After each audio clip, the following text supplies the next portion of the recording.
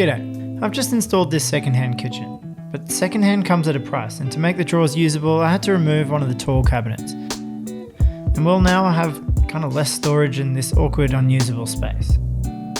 So I've designed a corner shelf that feels like part of the cabinetry. You'll add some storage without compromising the doorway or the layout. It's a pretty simple build and something you could adapt to almost any space. Stick around and I'll show you how I made it. I'm going to start with the back panels first, since that will set the overall dimension for the shelves. I'm using this 17mm veneer plywood, which a friend gave me. It's not my first choice since the tone doesn't quite match my new floorboards, but I'm making it work. Beggars can't be choosers. To stop the veneer from splintering, I'm just going to tape all the lines before each cut. Now the sheets were way too big for my table saw and super heavy, so to rip them down I used this $1,200 Makita track, which suspiciously looks like a piece of skirting just painted blue. For the shelves I'm using a dado joint. It's a bit more involved, but gives a much stronger and cleaner result.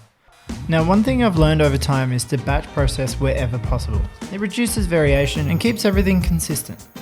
So instead of measuring and cutting each panel separately, I've clamped them together and now I can route the dados in a single pass and know for sure that they are aligned. To help with this and also to speed up the positioning, I've made this simple square guide with a pre-cut groove, which I can line up to my dimension mark. As I move along, I'm adding a stock piece in the grooves that I've already cut, just to make sure the panels don't drift under pressure. I'm also going to add a rabbet on the back corner edge for the other panel. It's not super necessary, but it will help everything lock together a bit better, and it will keep that internal edge really crisp. And just as I was about to finish, this happened.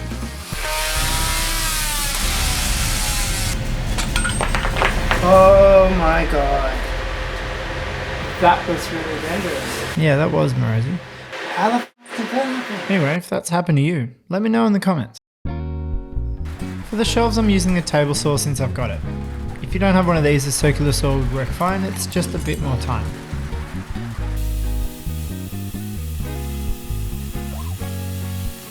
Now at this point you could simply glue and screw everything together, but I want a cleaner result, so I'm going to take it a step further and cut a matching notch so the shelf sits perfectly flush with the back panel.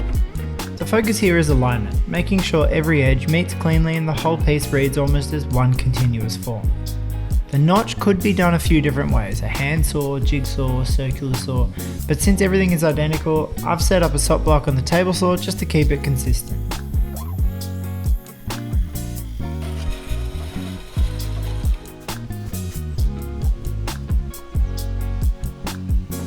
You could have fun with the actual shape of the shelf and make it curved or wavy, but for mine I'm going to cut an angle. The idea is that it should subtly ease the visual tightness with the bench top, and will stop a pinch point happening as you come in and out of the kitchen.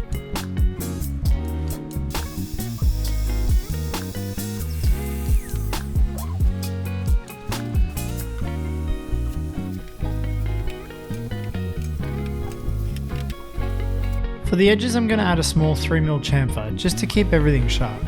You could use a round over and that would work just as well. It just depends on the look you want. Now if you watch the channel you'll know I'm a big fan of hard wax oil, and today is no exception. So I'm going to give 2 coats to the shelves with a light buffing in between. Alright, let's bring it all together.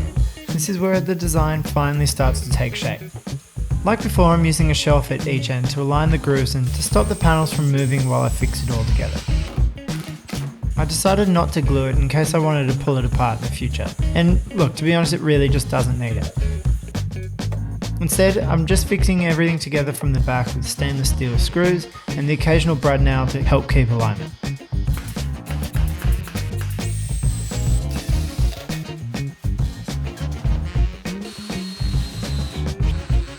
Once the final kit goes on, it's basically done.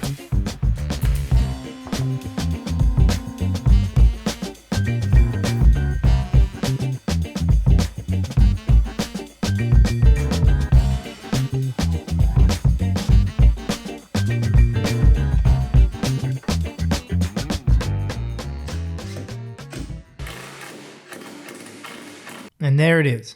What was once an awkward, unusable corner is now a clean, functional part of the kitchen, and it kind of feels like it was always meant to be there. If you'd like to see more, hit that subscribe button and let me know what you think in the comments. Thanks for watching.